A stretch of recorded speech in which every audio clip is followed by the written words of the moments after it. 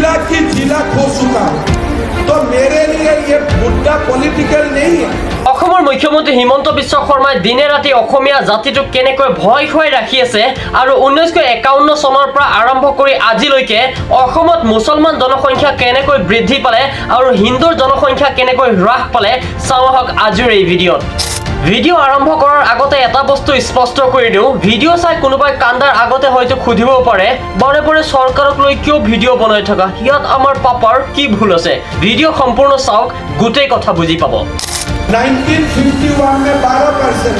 1951 চনত অসমত মুছলিম জনসংখ্যা আছিল কেৱল 12% আৰু এতিয়া হৈ পৰিছে 40%। হাম জিলা কি জিলা হৈ চুকা হুঁ। এই ক্ষেত্ৰত অসমৰ মুখ্যমন্ত্ৰী হিমন্ত বিশ্ব শৰ্মা ডাঙৰীয়াই ভুল তথ্য দাঙি ধৰি অসমীয়া জাতিটোক ভয় খুৱাই ৰাখিব বিচাৰি আছে। 1951 চনৰ জনগণনা অনুসৰি অসমৰ মুছলমান জনসংখ্যা আছিল 24% আৰু বৰ্তমান ই বৃদ্ধি পাইছে 40%লৈ। আৰু হিন্দুৰ জনসংখ্যা আছিল 1951 চনত 77% আৰু ই হ্ৰাস পাই বৰ্তমান হৈ পৰিছে 61%। কেনেকৈ বৰ্তমান সময়লৈকে অসমত মুছলমানৰ জনসংখ্যা বৃদ্ধি পাইছে আৰু হিন্দুৰ জনসংখ্যা হ্ৰাস পাইছে চাওক আজিৰ এই ভিডিঅ'ত।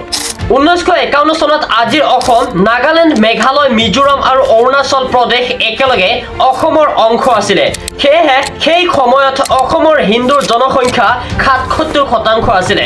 হিন্দুৰ জনসংখ্যা থকা এই ৰাজ্যসমূহ যেনেকৈ অসমৰ পৰা পৃথক হয়, তাৰ লগে লগে অসমত হিন্দুৰ জনসংখ্যা 77%ৰ পৰা কমি 61% হৈ পৰে আৰু ইয়াৰ বাবে মুছলিমৰ জনসংখ্যাৰ শতাংশও 24%ৰ পৰা 40%লৈ বৃদ্ধি পায়। মুখ্যমন্ত্ৰীয়ে কোৱা এই কথাটো जिला की जिला खो चुका हूं। অসমৰ অসমীয়াসকলক ভয় খুৱাই অসমত এটা সাম্প্ৰদায়িক পৰিস্থিতি সৃষ্টি কৰাৰ বাবে হয়তো মুখ্যমন্ত্ৰী ডাঙৰীয়াই এই মন্তব্য প্ৰকাশ কৰিছিলে। কিন্তু এই ক্ষেত্ৰত প্ৰকৃত তথ্য এই ভিডিঅ'ৰ মাধ্যমেৰে মই আপোনাৰ কাষলৈ পঠিয়ালো।